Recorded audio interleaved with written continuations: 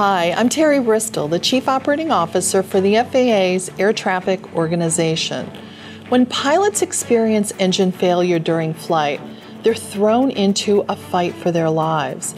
But our skilled air traffic controllers can help them tremendously in that fight, serving as a second set of eyes and a calm voice, striving for the best possible outcome in a tense emergency situation.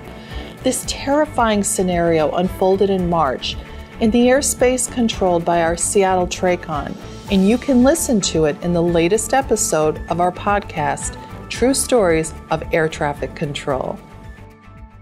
On March 4th, a pilot flying solo over the Cascade Mountains of Washington State was suddenly faced with the worst-case scenario when his Beechcraft Bonanza experienced complete engine failure at 11,000 feet. Smoke billowed into the cockpit, oil spewed onto the windshield, and the plane began descending rapidly through the clouds. Seattle, Bonanza, 207 Papa Charlie, emergency. Go ahead, 7 Papa Charlie, what's the problem? We've got zero oil pressure, we just blew the engine. Fortunately, Seattle TRACON controller Ken Treglone was there to help the pilot remain calm, keep his wings level, and steer him clear of the high, rocky terrain as he guided him toward Auburn Municipal Airport. I'm losing altitude really fast. Okay, I've got some other airports that are closer here. I've got one that's about a 220 heading, about a 220 bearing, and about 8 miles. It's a small grass strip, but if you can head that way. We got bad smoke here. 7 Papa Charlie, Roger. Just try to fly heading 220 and continue your descent, and I'll show you a strip that's out that way. I'm going into the clouds again. Your descent rate looks just fine. You're doing great.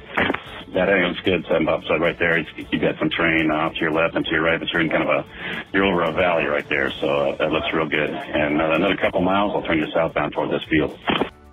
Unable to see through the oil-splattered windscreen and dropping rapidly, the pilot had to place all of his trust in Treglone. All I see is mountains here. Yeah, off to your left and right. That's correct, but there's lower terrain at 12 o'clock. Your heading looks good to me.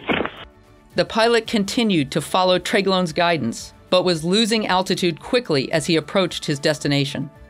7 Papa Charlie, if you're concerned about you don't think you're going to make it, just take a look around for a road or an open field. I can't really tell. I got oil all over my windscreen. It's about 11:30 and a little over a mile and a half now. Again, just look for a road, make sure your gear's down, or an open field as well. I don't think I can make it.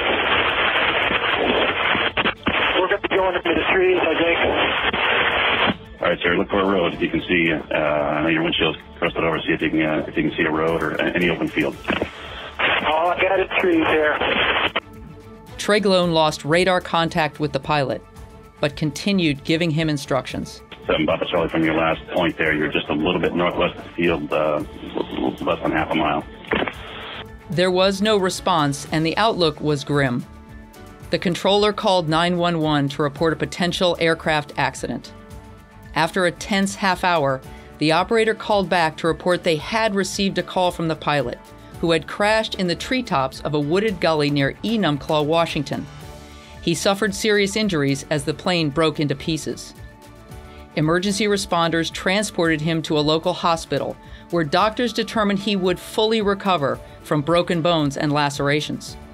Grateful to be alive and recovering, the pilot reached out to Treglone to thank him for saving his life, and the two have formed a friendship.